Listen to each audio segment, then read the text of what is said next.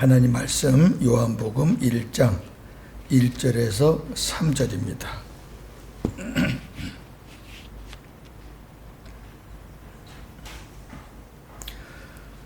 같이 봅니다. 태초에 말씀이 계시니라. 이 말씀이 하나님과 함께 계셨으니 이 말씀은 곧 하나님이시니라.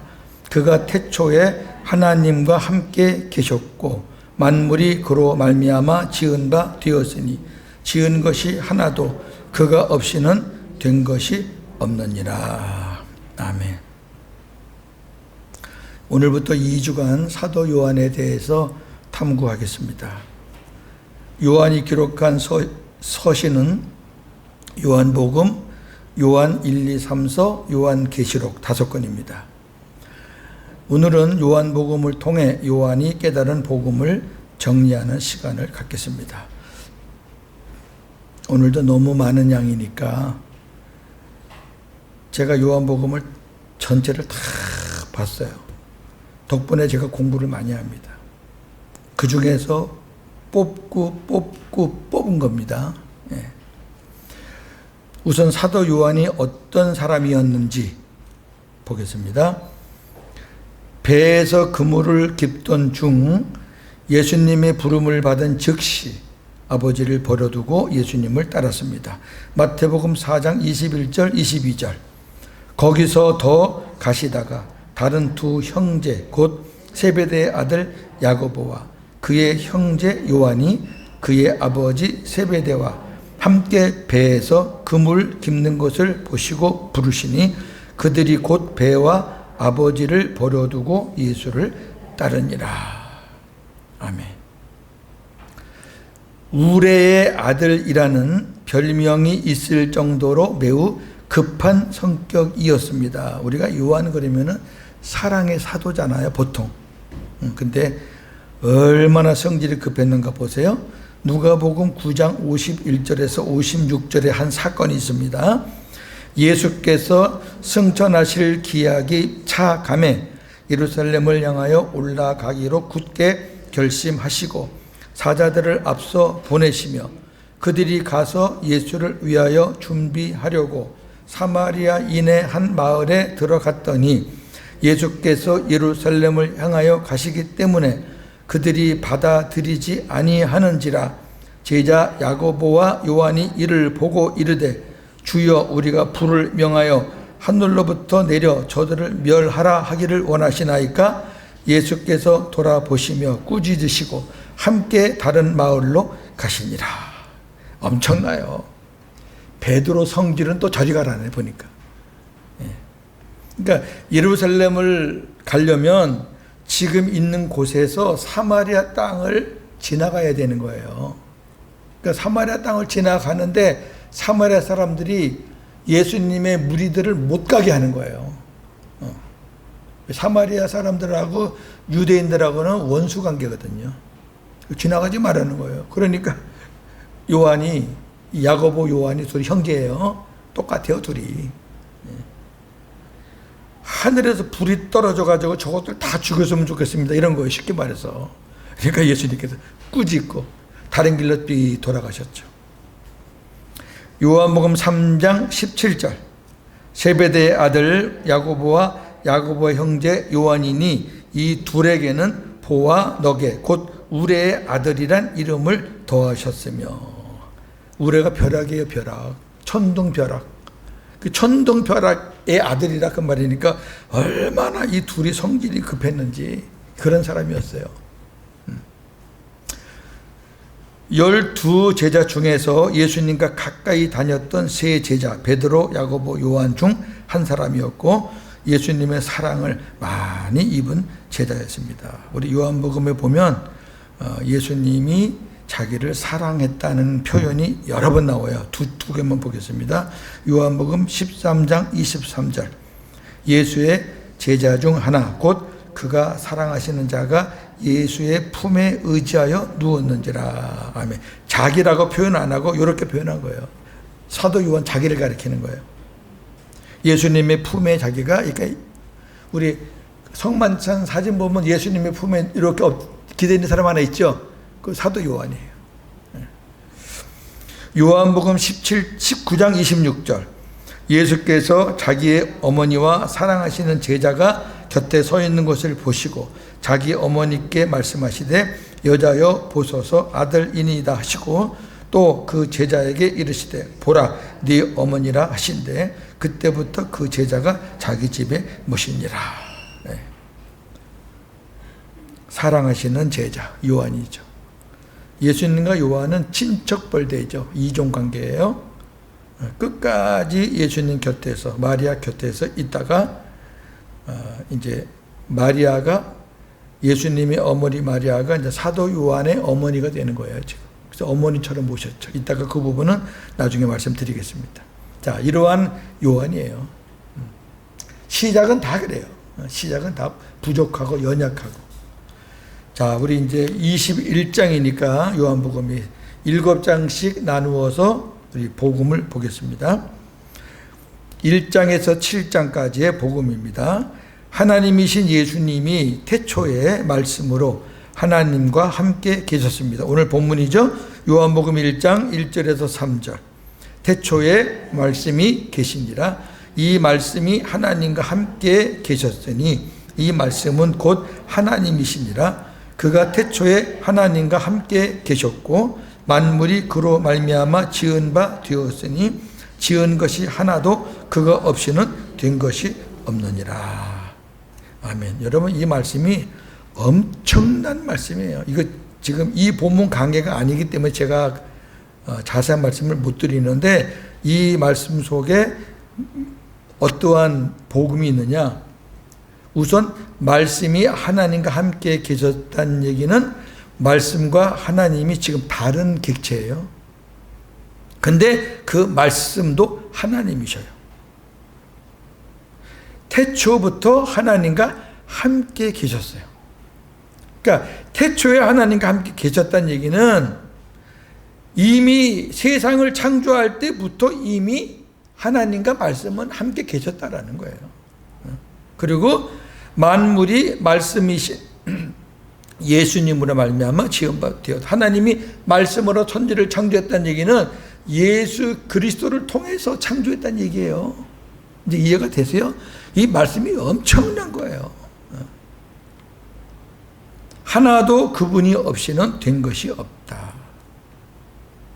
그러니까 우리 안에 하나님이 계신데 그 하나님이 성령도 되고 그 하나님이 성자도 되고 그 하나님이 아버지도 된다는 말은 그건 이단이에요. 다 다른 객체가 있어요. 삼위예요.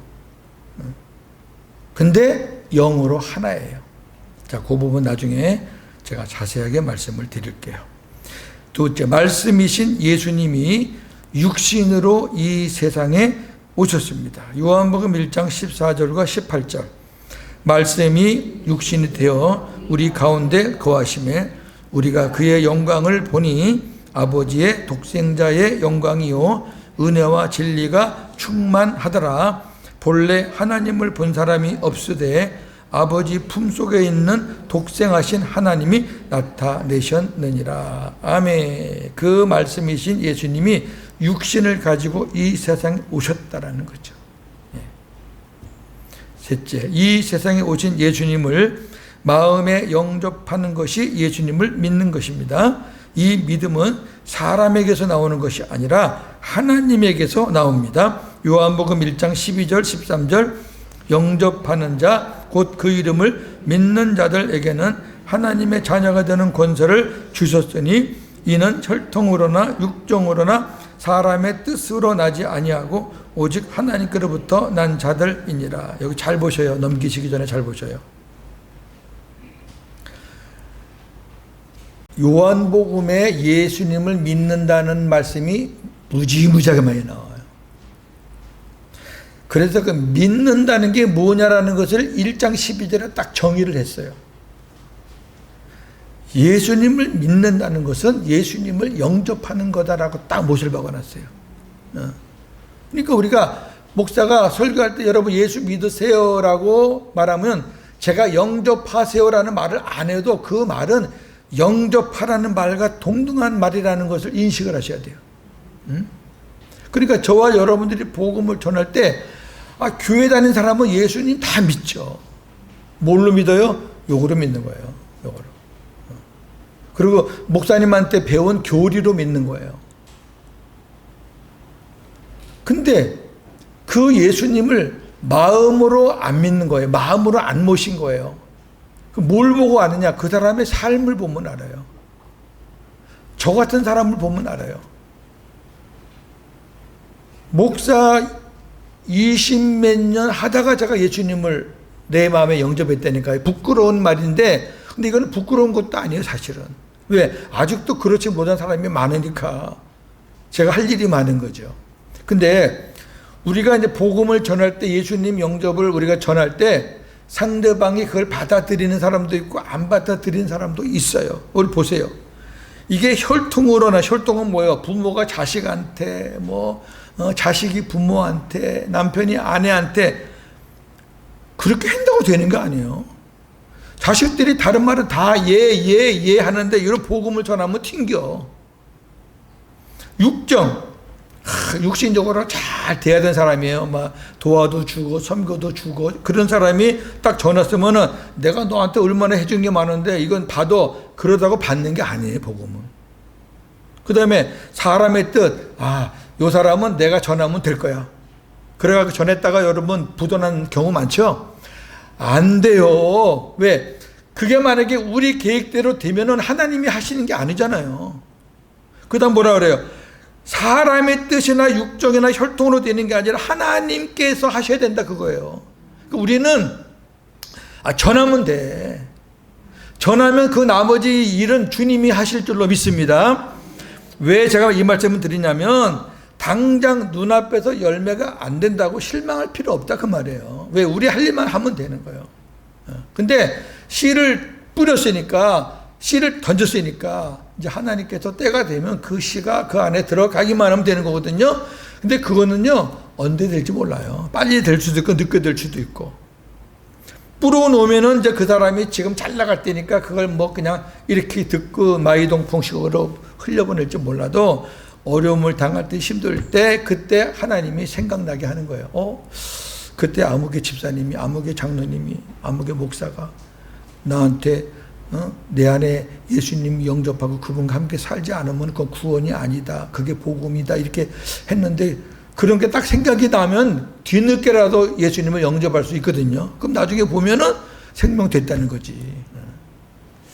넘기시고. 네 번째, 참 성전은 건물이 아닌 예수님의 몸입니다. 요한복음 2장 19절에서 21절. 예수께서 대답하여 이르시되 너희가 이 성전을 헐라 내가 사흘 동안에 일으키리라. 유대인들이 이르되 이 성전은 46년 동안 지었거늘 네가 3일 동안에 일으키겠느냐 하더라. 그러나 예수는 성전된 자기 육체를 가리켜 말씀하신 것이라. 아멘. 예수님이 참 성전이에요. 눈에 보이는 예루살렘 성전은 예수님이 오실 때까지 예표로 보여준 거예요. 예수님이 오시니까 예루살렘 성전 더 이상 필요가 없어요. 로마 사람들에 의해서 거의 다 파괴됐어요. 지금 한쪽 구석에 조금 남아있는 거, 그거 앞에 가서 통곡의 벽이라고 가서 기도하면서 빨리 이거 재건해달라고 기도하는 사람들이 유대인들인데 예수님을 모르니까 그런 짓 하는 거예요. 그리고 오히려 또 이스라엘 사람들은 그것 가지고 다 깨지고 일부 남은 것 가지고 성지순례지라 그래가지고 돈을 얼마나 벌어먹어요. 예수님이 참 성전이기 때문에 예수님을 내 안에 모신 우리도 성전인 줄로 믿습니다. 우리는 참 성전은 아니고 그냥 성전이고 예수님만이 참 성전이에요. 다섯 번째, 하나님의 아들을 세상에 보내신 것은 심판하시기 위함이 아니라 구원하시기 위함입니다. 이걸 잘 우리가 이해하셔야 돼요. 하나님은 세상을 심판하시려는 것이 목적이 아니에요. 구원하시려고 당신의 아들까지 보내서 십자가에 죽게 했잖아요. 근데 그 하나님의 뜻을 전혀 받아들이지 않기 때문에 심판을 받는 거지, 하나님이 일부러 심판하시기 위해서 아들을 보내신 건 아니죠. 요한복음 3장 16절 17절. 하나님이 세상을 이처럼 사랑하사 독생자를 주셨으니 이는 그를 믿는 자마다 멸망하지 않고 영생을 얻게 하려 하심이라. 하나님이 그 아들을 세상에 보내신 것은 세상을 심판하려 하심이 아니요 그로 말미암아 세상의 구원을 받게 하려 하심이라. 아멘. 하나님은 사랑이 먼저지 공의가 먼저가 아니에요. 여섯 번째, 예수님은 믿고 구하는 자에게 성령의 생수를 주시겠다고 말씀 약속하셨습니다. 요한복음 4장 10절과 13절 14절. 예수께서 대답하여 이르시되 네가 만일 하나님의 선물과 또 네게 물 좀 달라 하는 이가 누구인 줄 알았더라면 네가 그에게 구하였을 것이요 그가 생수를 네게 주었으리라. 이 물을 마시는 자마다 다시 목마르려니와 내가 주는 물을 마시는 자는 영원히 목마르지 아니하리니 내가 주는 물은 그 속에서 영생하도록 솟아나는 샘물이 되리라. 라는 것은 그렇게 될 것이다 라는 말인데, 그것의 실체가 요한복음 7장 37절에서 39절입니다. 명절 끝날 곧 큰 날에 예수께서 서서 외쳐 이르시되 누구든지 목마르거든 내게로 와서 마시라. 나를 믿는 자는 성경의 이름과 같이 그 배에서 생수의 강이 흘러나오리라 하시니 이는 그를 믿는 자들이 받을 성령을 가리켜 말씀하신 것이라. 예수께서 아직 영광을 받지 아니하셨으므로 성령이 아직 그들에게 계시지 아니하시더라. 지금은 예수님께서 십자가에 죽으시고 부활하시고 승천하셔서 임마누엘로 오셨기 때문에 이제는 성령이 우리 안에 계시는 거잖아요. 그러니까 예수님이 우리에게 생수를 주시겠다는 약속, 엄청난 거잖아요. 이거 엄청난 거예요. 사마리아 여인 사건에서 제일 중요한 거는 생수지 다른 거 중요한 거 아니에요. 자, 일곱 번째, 하나님께 드리는 예배가 구약의 제사에서 영과 진리로 드리는 예배로 바뀌었습니다. 이것도 엄청난 지각 변동이죠. 엄청난 거죠, 이것도. 예수님이 말씀하시기 전까지는 다 구약 제사예요. 번제 드려야 되고 속죄제, 속건제, 화목제, 소제 다 드려야 돼요. 근데 예수님께서 이제는 그런 거 필요 없어. 영과 진리로 어느 곳에서든지 예배 드리면 된다. 요한복음 4장 23절 24절. 아버지께 참되게 예배하는 자들은 영과 진리로 예배할 때가 오나니 곧 이때라. 아버지께서는 자기에게 이렇게 예배하는 자들을 찾으시느니라. 하나님은 영이시니 예배하는 자가 영과 진리로 예배할지니라. 아멘. 지금 우리가 그렇게 예배를 드리고 있잖아요. 예전에 우리 율법으로 살 때는 꼭 교회 가서 예배 드려야 하나님 받으신다고 믿었잖아요. 그래서 뭐 놀러 가는 일 이런 거는 그런 것 때문에 빠지면 안 되는 거고, 집안에 대소사가 있잖아요. 집안에 큰 일들이 있는 경우가 있잖아요. 뭐 상을 당했다든지, 그다음에 가족이 가족 중에 형제들 중에 자녀들이 결혼을 한다든지, 뭐 이런 좀 큰 일, 빠져서는 조금 안 되는 그런 일들, 그런 일이 있을 때는 우리가 참석해서 그렇게 자녀의 가족의 그런 역할을 하고, 뭐 기회가 되면 가까운데 또 시간이 맞으면 가까운 교회 가서 예배 드리면 됐잖아요. 근데 지금도 본교회에서 예배 드려야 복을 받는다는 목사들이 많아서 제주도에서 비행기 타고 오는 사람들이 꽤 많아요. 여러분 어떻게 생각해요? 꼭 그렇게 해야 돼요. 지금 몇천 명 모이는 교회들은 다 그래요. 그런 식이에요. 그리고 먼데 이사해가지고 교회 옮긴다 그러면요, 인상이 5만 인상이 다 나온다고요. 그러니까 율법으로 목회하면은 교인들은 말을 잘 들어요. 그러니까 겁이 나니까 그렇게 따른다고요. 그러니까 따르니까 뭐 목사 입맛에는 좋을 줄 몰라도 가족들한테는 다 배척을 당해요. 뭐 저 예수쟁이 저거 하나님 믿는다는 게 저 가족들도 신경도 안 하고 매치 교회만 가는 일만. 그렇게 하면 여러분 언제 그들에게 복음을 전해? 응? 제가 말씀드리는 그거를 또 여러분 나쁜 쪽으로 이용하시면 안 돼. 뭐 그렇게 하실 분도 안 계시지만,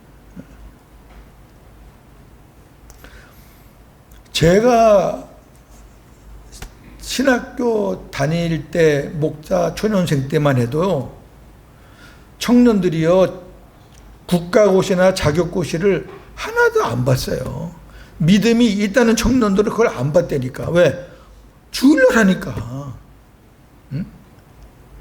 그래서 김영삼 대통령이 그 법을 바꿨죠. 일시적으로. 다른 대통령 와서 또 다시 돌아갔지만 김영삼 대통령 할 때는 장로님이잖아요. 토요일로 다 바꿨어요. 그래서 주일 성수를 좀 했었는데, 자, 그런 것들도 얼마나 무지하냐고. 그 청년들이 그때 시험을 당당하게 봤으면 지금 그들의 미래가 많이 바뀌어졌을 사람들이 엄청 많을 거예요. 근데 목사들이 뭐라는 줄 알아요? 이거 시험 안 봐도 하나님이 너 좋은 길로, 더 좋은 길로 인도하실 거야. 얼마나 아주 듣기 좋은 말인데, 지금 생각해 보면요, 얼마나 무지했는지. 자, 8번째. 예수님은 스스로 일하지 아니하시고 아버지께서 하시는 일을 보고 일하십니다. 요한복음 5장 17절에서 19절.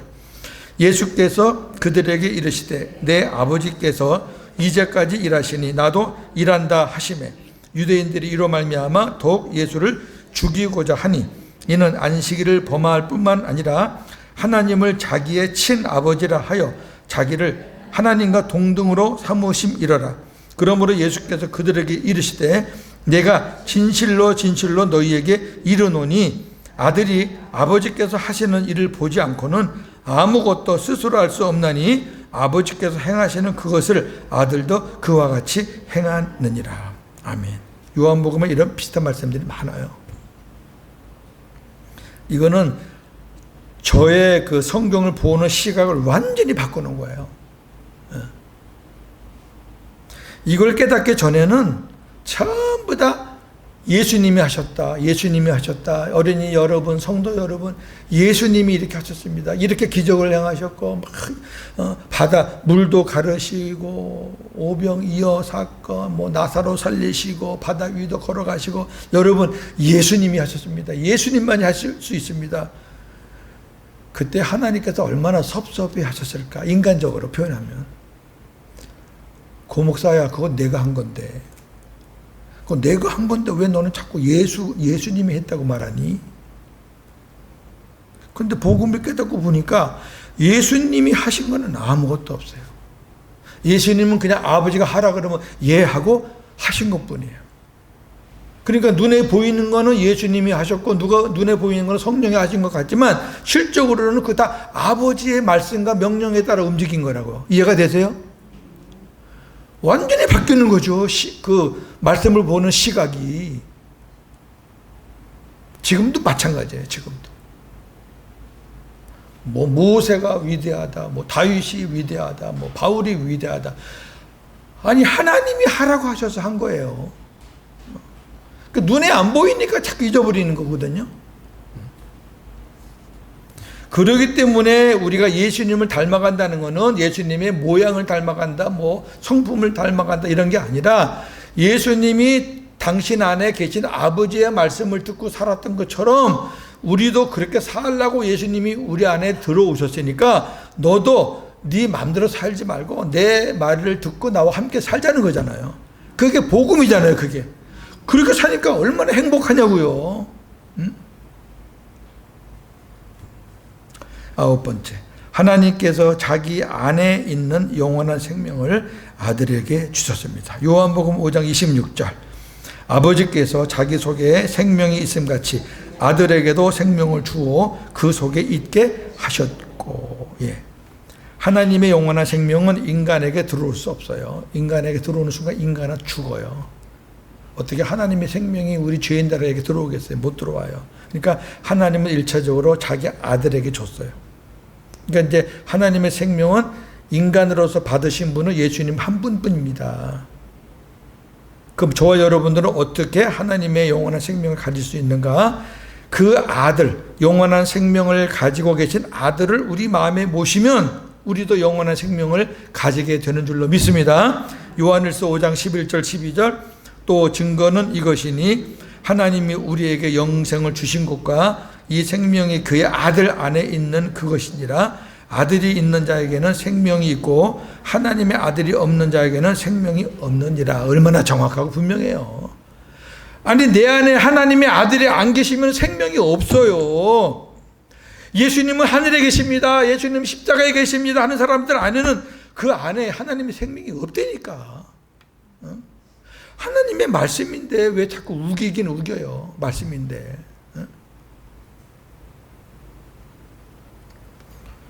예수님의 생애에 대해서 이만한 책을 써도 그 안에 하나님의 생명이 없으면, 예수 그리스도가 그 안에 살아 계시지 않으면 그 생명이 없다니까. 생명이 없는 책, 생명이 없는 글, 생명이 없는 말씀, 그 사람을 살릴 수 있어요? 제가 생명이 있으니까 여러분들의 생명과 서로 교통하면서 생명이 살아나고 생명이 자라나는 거지. 제가 생명이 없는 목사가 여기서 1시간, 2시간을 떠들어 봐요. 생명이 자라나. 안 되죠. 10번째, 예수님께서 12 제자 중 가룟 유다는 마귀라. 가룟 유다를 직설적으로 마귀라. 이렇게 처음으로 언급하셨습니다. 요한복음 6장 70절 71절. 예수께서 대답하시되 내가 너희 12를 택하지 아니하였느냐. 그러나 너희 중에 한 사람은 누구라? 마귀니라 하시니, 이 말씀은 가롯 시몬의 아들 유다를 가리키십니다. 그는 12 중에 하나로 예수를 팔자러라. 제자들 앞에서 너희 중에 한 사람은 마귀야. 근데 누구라 지명은 안 했어요. 너희 중에 한 사람은 마귀야. 그러니까 예수님은 가룟 유다를 생각해서 말했지만 제자들에게 이름을 대진 않았죠. 왜? 이름 대면 안 되니까. 그러면 공동체가 또 시끄럽잖아요. 자, 요한복음 8장에서 14장까지의 복음을 보겠습니다. 첫째, 예수님을 알면 하나님을 아는 것이고, 굉장히 중요해요. 예수님을 모르면 하나님도 모르는 거예요. 요한복음 8장 19절, 이에 그들이 묻되 네 아버지가 어디 있느냐? 예수께서 대답하시되 너희는 나를 알지 못하고 내 아버지도 알지 못하는도다. 나를 알았더라 하면 내 아버지도 알았으리라. 그러니까 유대인들이 자기들이 하나님 아버지는 되게 잘한다고 자부할 거 아니에요. 근데 예수님이 하신 말이 너희들이 아버지를 알아? 나는 모르잖아. 너희들 나 죽이려고 그러잖아. 너희들이 나를 모르면 아버지도 모르는 거야. 얼마나 충격적이에요. 그 사람들에게는. 나를 알아야 아버지 아는 거야. 요한복음 12장 44절에서 45절. 예수께서 외쳐 이르시되 나를 믿는 자는 나를 믿는 것이 아니요 나를 보내신 이를 믿는 것이며 나를 보는 자는 나를 보내신 이를 보는 것이니라. 나를 믿는 게 아버지를 믿는 거고 나를 보는 게 아버지를 보는 거야. 왜? 예수님 안에 아버지가 계시니까. 예. 넘기시고 요한복음 14장 9절에서 10절입니다. 예수께서 이르시되 빌립아 내가 이렇게 오래 너희와 함께 있으되 네가 나를 알지 못하느냐. 나를 본 자는 아버지를 보았거늘 어찌하여 아버지를 보이라 하느냐. 내가 아버지 안에 거하고 아버지는 내 안에 계신 것을 네가 믿지 아니하느냐. 내가 너희에게 이르는 말은 스스로 하는 것이 아니라 아버지께서 내 안에 계셔서 그의 일을 하시는 것이라. 아멘. 아주 분명히 말해서 아버지께서 내 안에 계셔서 하는 거야. 내가 하는 거 아니야. 그러니까 내가 어떤 일을 할 때 나에게 영광 돌리지 말고 내 안에 계신 아버지께 영광 돌려. 그 얘기. 두 번째, 예수님은 스스로 아무것도 하지 않으시고 함께 계시는 아버지께서 가르치신 대로 하셨습니다. 아까와 연장선상인데 하도 많으니까 요한복음 8장 28절 29절입니다. 이에 예수께서 이르시되 너희가 인자를 든 후에 내가 그인 줄을 알고 또 내가 스스로 아무것도 하지 아니하고 오직 아버지께서 가르치신 대로 이런 것을 말하는 줄도 알리라. 나를 보내신 이가 나와 함께 하시도다. 나는 항상 그가 기뻐하시는 일을 행함으로 나를 혼자 두지 아니하셨느니라. 아멘. 하나님이 항상 기뻐하시는 일이라는 것은 예수님이 앞서지 않고 항상 아버지의 말씀을 듣고 순종하고 행했다는 거, 그게 기뻐했다는 얘기예요. 순종이 제사보다 나은 거예요. 그러니까 저나 여러분이 복음으로 살면 하나 뭐가 바뀌냐면 인내심이 생겨요. 왜? 하나님의 말씀과 하나님의 음성과 하나님의 감동이 있을 때까지 기다려야 되는 거예요. 이게 없이 그냥 내 생각대로 바로 나가버리면 거의 다 실패입니다. 요한복음 12장 49절 50절 내가 내 자의로 말한 것이 아니요 나를 보내신 아버지께서 내가 말할 것과 이룰 것을 친히 명령하여 주셨으니 나는 그의 명령이 영생인 줄 아노라. 그러므로 내가 이루는 것은 내 아버지께서 내게 말씀하신 그대로니라 하시니라. 아멘. 하나님의 말씀을 듣는 게 중요한 게 아니에요, 여러분. 예수님 이 말씀 중에 우리에게 감동을 주는 것은 내가 너에게 말하는 것은 아버지께서 나에게 말씀하신 그대로니라. 우리 거를 붙이면 안 돼요. 우리는 그 붙이거든요. 그리고 자기가 순종하기 곤란하면 그거를 또 빼요. 그대로. 그러니까 그대로기 때문에 예수님 말씀이 곧 누구 말씀이에요? 하나님 말씀이에요. 세 번째, 믿음의 조상 아브라함은 장차 오실 예수님을 보고 즐거워하였습니다. 요한복음 8장 56절에서 58절 너희 조상 아브라함은 나의 때 볼 것을 즐거워하다가 보고 기뻐하였느니라. 유대인들이 이르되 네가 아직 50세도 못 되었는데 아브라함을 보았느냐. 예수께서 이르시되 진실로 진실로 너희에게 이르노니 아브라함이 나기 전부터 내가 있느니라. 아멘. 이 말하고 예수님을 죽이려고 아주 그냥 칼을 갈았어. 이 말하고. 안 그러겠어요? 그 사람들이 아브라함을 자기들의 조상이라고 생각하는데 아브라함보다 예수님이 내가 더 먼저 있었다 그러니까 이게 인간적으로는 받아들여지지 않잖아요. 왜? 하나님으로 인정을 안 하니까. 그리고 저는 이 본문 보면서 참 안타까운 게 이 사람들 눈에는 예수님이 한 50세쯤 돼 보이는 것 같아요. 그럼 예수님의 몰골이 아주 형편없었다는 얘기거든요. 예수님이 무슨 옷을 제때 갈아입으셨겠어요. 예수님이 잘 드셔서 뭐 얼굴에 윤기가 났겠어요. 30대도 안 됐잖아요. 왜? 30세 때 30대 때 공생했으니까 30살 조금 넘으셨겠네. 이 초반이니까. 그러니까 30대 초반인데 한 20년 가까이를 더 보는 거예요. 여러분 30대하고 50대는 차이가 많잖아요. 아브라함이 왜 기뻐하고 즐거웠냐면은 자기 아들을 이삭을 죽이려고 하는 그 순간에 하나님께서 스톱 손대지 마 해놓고 뒤에 보니까 뭘 준비했어요? 예? 여호와 이레의 순양 제물을 준비했잖아요. 예. 대신 이거를 죽여 그랬잖아요. 여호와 이레가 뭐예요? 하나님이 저와 여러분들을 구원하시기 위해서 독생자 예수 그리스도를 제물로 준비하셨다 그 말이에요. 그걸 아브라함이 깨달은 거죠. 그래서 기뻐한 거예요. 네 번째, 주님의 양은 주님의 음성을 듣고 따르는 자들입니다. 요한복음 10장 27절 내 양은 내 음성을 들으며 나는 그들을 알며 그들은 나를 따르느니라. 아멘. 이 말씀은 여러분들이 수백 번, 수천 번 들었을 거예요. 우리 이 목사님 통해서. 네, 여러분 중요한 게 있어요. 음성을 왜 들으려고 그래요? 주님의 말씀을 왜 받으려고 그래요? 그거 한번 보세요. 따르기 위해서예요. 이걸 여기까지 안 간단 말이에요. 그냥 듣는 걸로 만족해. 나 주님의 음성 들었다 오늘. 너 주님의 음성 듣고 살아야 돼. 근데 주님이 나에게 말씀을 통해서, 환경을 통해서, 감동을 통해서, 또 설교를 통해서 주님께서 나에게 어떤 말씀을 딱 주시잖아요. 제가 이렇게 설교를 하는데 여러분 마음속에 주님께서 강하게 역사하는 말씀들이 있단 말이에요. 그 주님이 주시는 말씀이거든요. 그럼 그거를 받고 듣는 걸로 끝이면 아무 소용없어요. 그 야고보가 뭐라 그래요?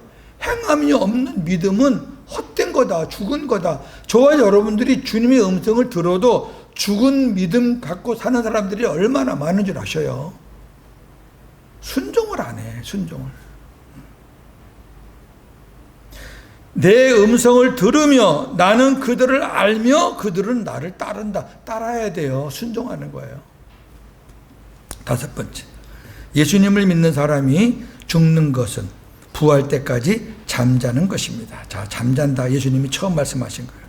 요한복음 11장 11절에서 13절. 이르시되 우리 친구 나사로가 잠들었도다. 그러나 내가 깨우러 가노라. 제자들이 이르되 주여 잠들었으면 낫겠나이다 하더라. 예수는 그의 죽음을 가리켜 말씀하신 것이나 그들은 잠들어 쉬는 것을 가리켜 말씀하심인 줄 생각하는지라. 예수님은 죽은 걸 잠잤다고 표현하는데 제자들은 진짜 잠자는 줄로 생각했다 그 말이에요. 이렇게 어리석고 무지하잖아요. 여섯 번째, 예수님은 부활이요 생명입니다. 따라서 예수님을 믿는 사람은 죽은 후에 새 생명으로 부활하여 영원히 살게 됩니다. 요한복음 11장 25절 26절. 예수께서 이르시되 나는 부활이요 생명이니 나를 믿는 자는 죽어도 살겠고 무릇 살아서 나를 믿는 자는 영원히 죽지 아니하리니 이것을 네가 믿느냐. 예수 믿는 자들은 죽어도 다 살아요. 부활해요. 그 다음에 예수님이 강림하셨을 때 그때 살아있는 자는 죽음을 보지 않고 살은 채로 변화돼서 올라가요. 엄청난 복이죠. 우리가 예수님을 믿는 가장 궁극적인 목표는 이거예요. 하나님 나라 가서 사는 거지 뭐 이 땅에서 뭐 조금 덜 잘 살면 어떻고 못 살면 어때요? 그게 무슨 믿음의 척도입니까? 어느 분들 말씀처럼 사업이 잘 되고 뭐 자녀들 잘 형통하면 믿음이 좋아서 그런 겁니까? 그게 그 사람에게 올무가 되고 함정이 들 수가 있어요. 저는 그런 거 너무 많이 봤어요.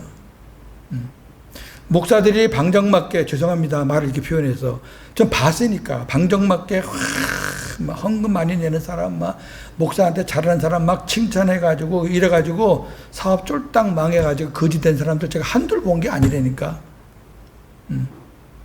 그 하나님이 미워하시는 거, 싫어하시는 걸 왜 그렇게 해요?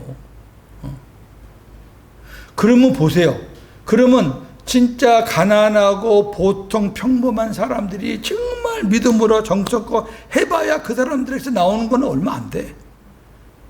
가진 사람들은 뭐 돈 몇백만 원 한번 하는 거 쉬운 일이겠지만 어려운 사람들은 그 11조 10만 원 내는 것도 어려운 일이, 쉬운 일이 아니잖아요. 그 목사가 그런 식으로 목회하면 그 상처받는 교인들이 얼마나 많을 것이며, 교회에서 권리 행사도 못해. 돈 내는 사람들, 목사 입에서 오르내리는 사람들이 앞에 나가서 뭘 하게끔 돼 있고, 참 한국 교회가 좀 심각해요. 근데 저도 그러한 무리 중에 하나였다는 거예요. 저도.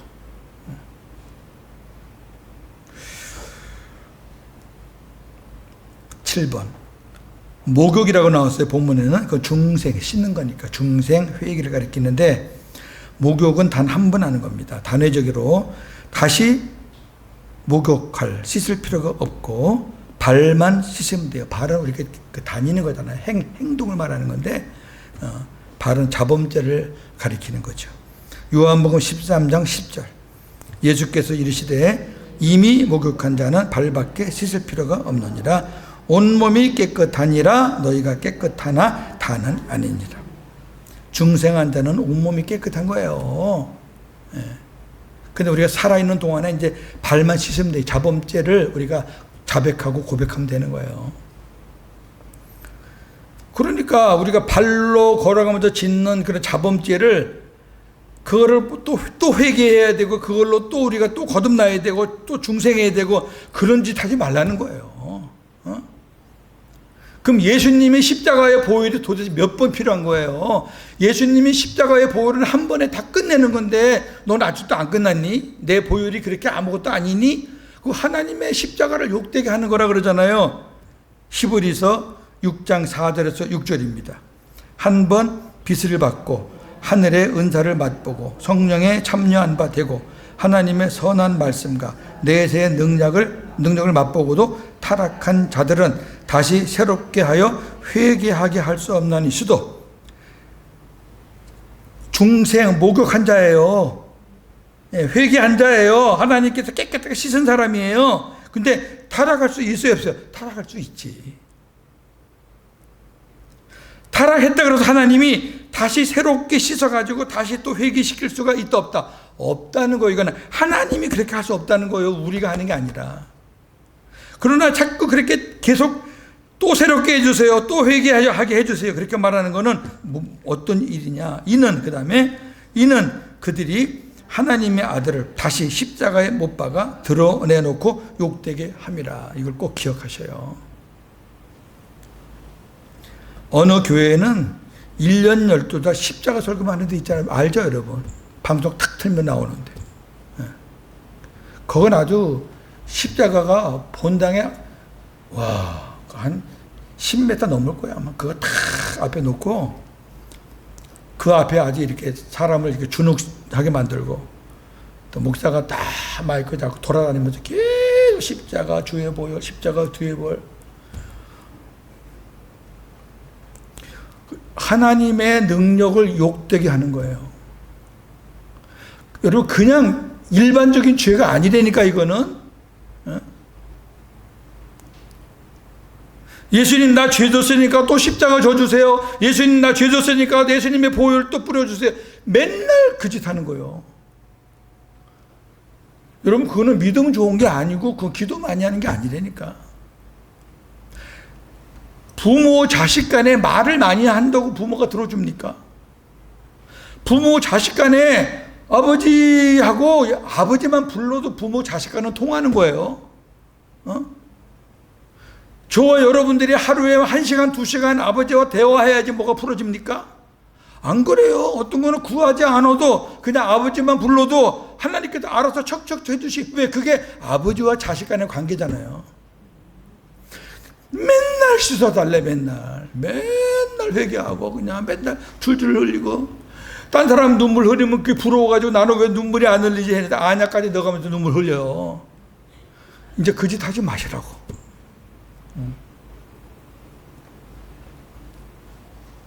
여덟 번째, 예수님이 우리를 사랑한 것 같이 우리도 서로 사랑하라는 새 계명을 주셨습니다. 새 계명입니다. 요한복음 13장 34절 35절. 새 계명을 너희에게 주노니 서로 사랑하라. 내가 너희를 사랑한 것 같이 너희도 서로 사랑하라. 너희가 서로 사랑하면 이로써 모든 사람이 너희가 내 제자인 줄 알리라. 옛날 신명기 계명이나 옛날 구약의 계명은 하나님을 사랑하라. 목숨을 다해서 힘을 다해서 뜻을 다해서 마음을 다해서 사랑하라. 근데 안 되죠. 어렵죠. 왜? 사랑의 기준이 없잖아요. 어디까지 사랑해야 되는 거지? 내 재산 팔아서 사랑하면 되나? 내가 시간 이런 거 다 포기하고 그냥 하나님하고만 어떻게 사랑하는 거지? 근데 새 계명은 하나님이 그 사랑할 수 있는 근거를 딱 넣어놨어요. 뭐예요? 내가 너희를 사랑한 것 같이. 예수님이 우리를 사랑하신 것을 기본으로 해서 근거로 해서 너희도 사랑하라는 거죠. 이게 새 계명이에요. 내가 너를 사랑한 것 가치가 없는 게 옛 계명이고, 그러니까 하나님을 사랑하라는 거는 옛 계명, 새 계명에 다 있어요. 근데 새 계명에 하나가 더 첨가된 것이 내가 너희를 사랑한 것 같이. 내가 너희를 사랑해도 지금 너희 안에 있잖아. 너희 안에서 너를 내가 지금 지켜주고 있잖아. 너희가 죄를 짓고 잘못해도 네가 자백하고 고백만 하면 내가 다 용서하고 또 너에게 힘을 주고 있잖아. 그렇게 하듯이 너도 형제들에게 그렇게 하며 살아라. 요한복음 15장 12절. 내 계명은 곧 내가 너희를 사랑한 것 같이 너희도 서로 사랑하라 하는 이것이니라. 9번째, 삼위 하나님이 우리 안에서 임마누엘 하시려고 오순절 날에 강림하셨습니다. 요한복음 14장 16절에서 20절. 내가 아버지께 구하겠으니 그가 또 다른 보혜사를 너희에게 주사 영원토록 너희와 함께 있게 하리니 그는 진리의 영이라. 세상은 능히 그를 받지 못하나니 이는 그를 보지도 못하고 알지도 못함이라. 그러나 너희는 그를 아나니 그는 너희와 함께 거하시며 또 너희 속에 계시겠습니다. 그를 제가 강조한 이유는 예수님이 성령님을 3인칭으로 그랬어요. 너희와 함께 할 거야. 너희 속에 있을 거야. 세상 사람은 몰라. 너희는 알아. 그 다음에 이제 분위기를 바꿔요. 자, 내가 시작. 내가 너희를 고아와 같이 버려두지 아니하고 너희에게로 오리라.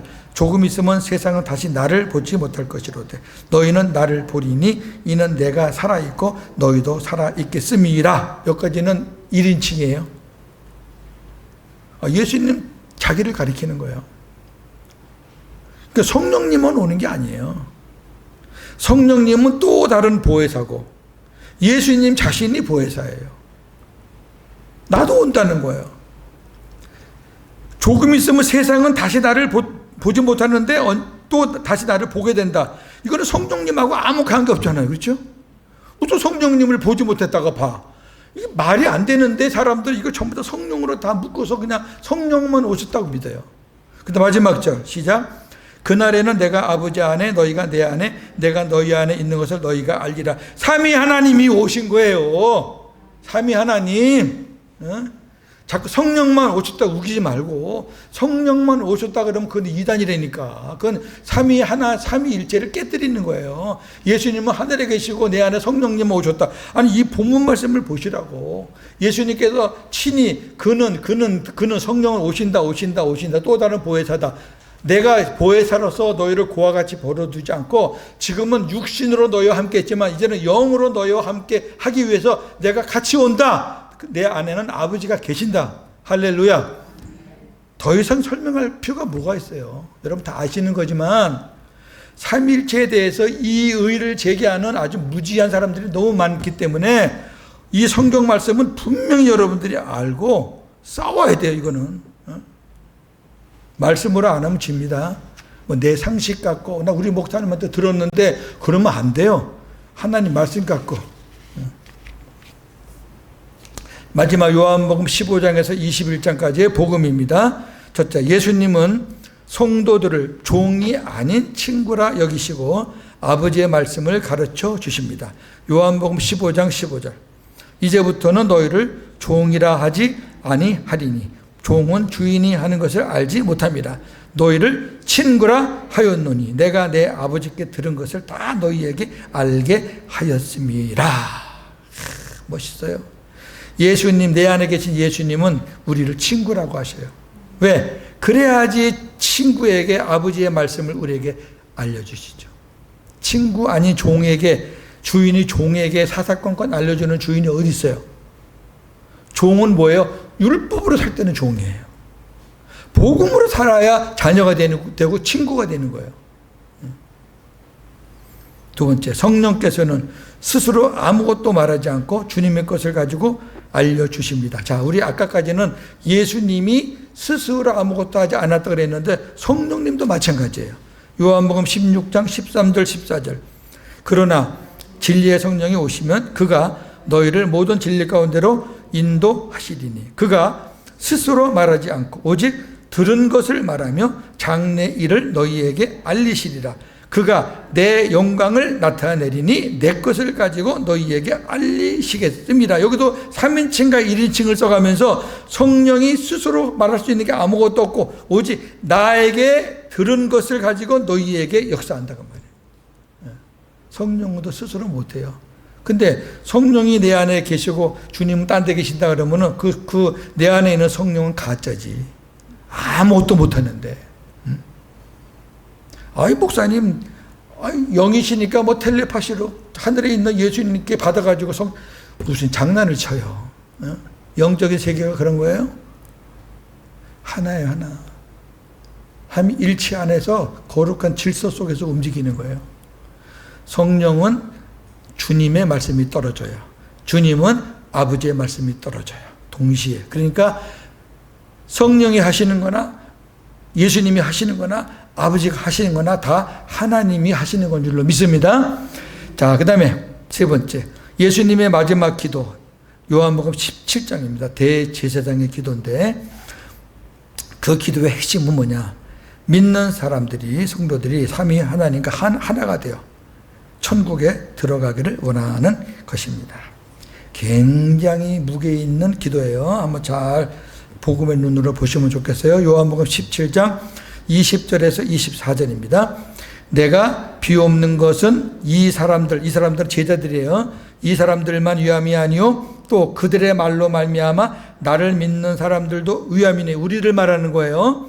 아버지여, 아버지께서 내 안에, 내가 아버지 안에 있는 것 같이 그들도 다 하나가 되어 우리 안에 있게 하사 세상으로 아버지께서 나를 보내신 것을 믿게 하옵소서. 내게 주신 영광을 내가 그들에게 주었사오니 이는 우리가 하나가 된 것 같이 그들도 하나가 되게 하려 함이니이다. 곧 내가 그들 안에 있고 아버지께서 내 안에 계시어 그들로 온전함을 이루어 하나가 되게 하려 함은 아버지께서 나를 보내신 것과 또 나를 사랑하심 같이 그들도 사랑하신 것을 세상으로 알게 하려 함이로소이다.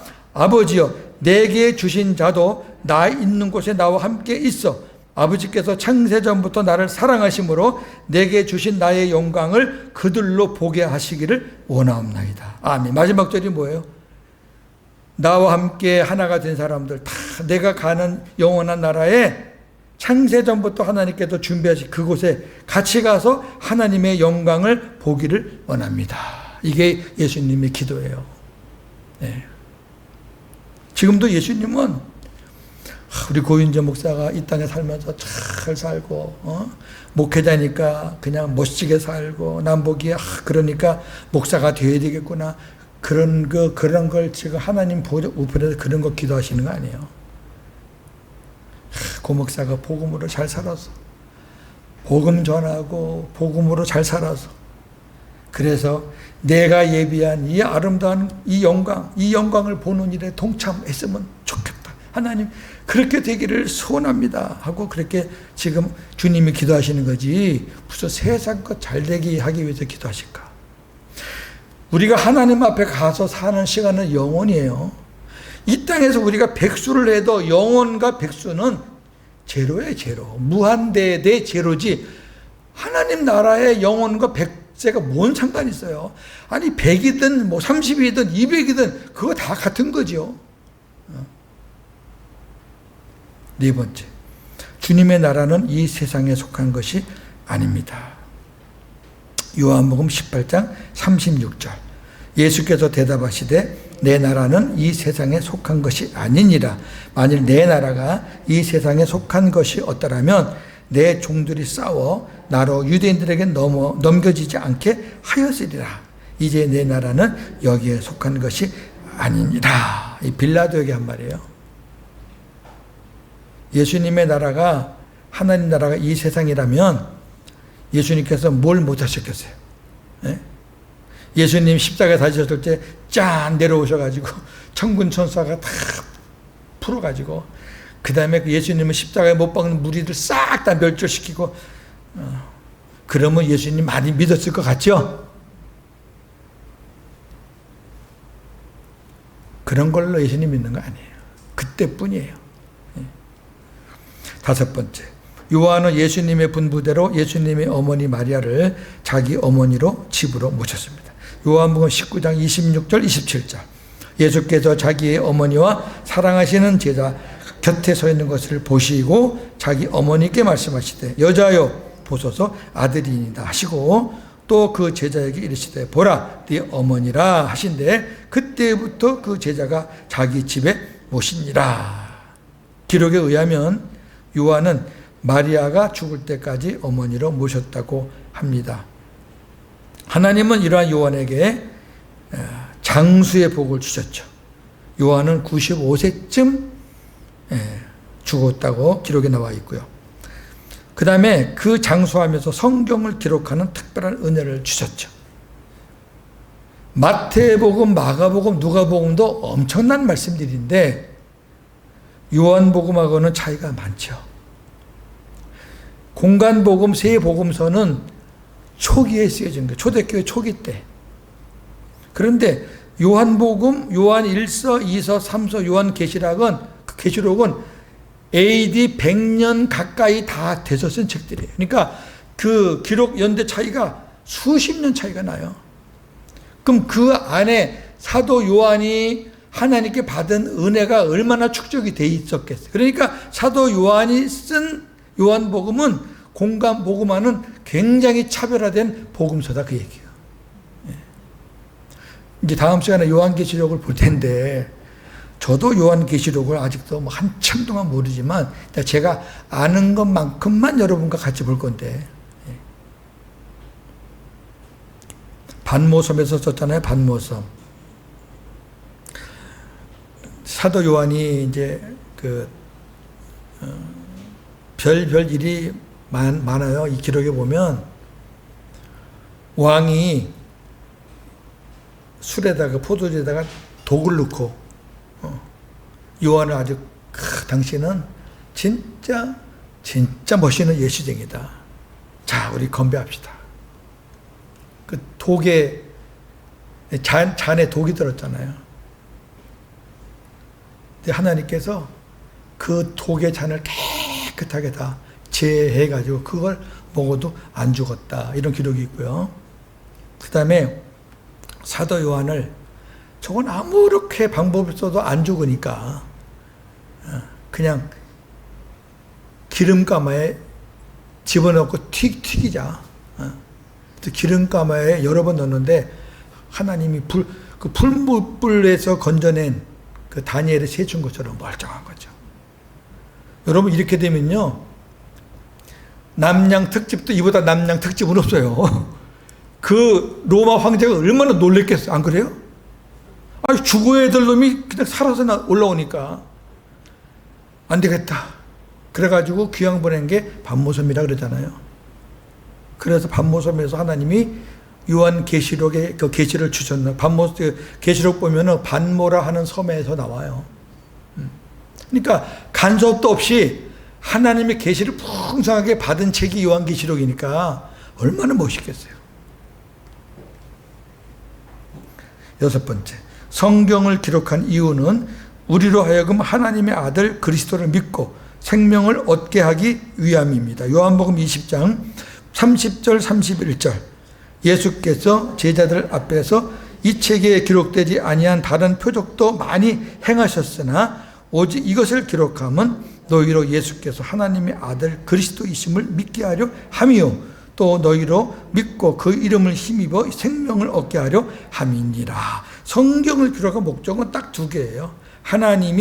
예수님이 하나님의 아들 그리스도다.